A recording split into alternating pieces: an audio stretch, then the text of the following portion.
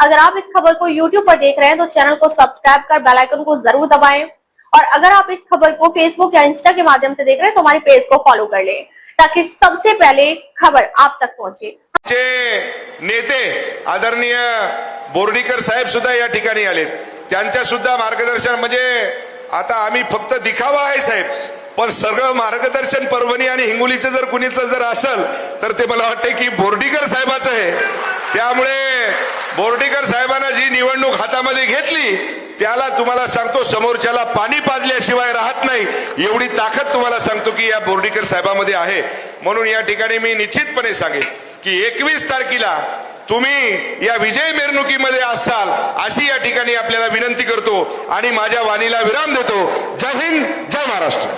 धन्यवाद आमदार साहेब। यानंतर आपल्या सर्वांचे लाडके व या जिल्ह्याचे आधारस्तंभ माननीय रामप्रसादजी बोर्डीकर साहेबांना विनंती करतो की आम्हाला या ठिकाणी मार्गदर्शन करावं।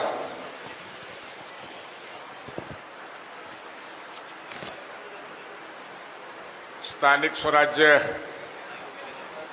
निवडणुकीच्या निमित्ताने महाराष्ट्र राज्याचे उद्योग मंत्री आदरणीय सावंत साहेब आपल्या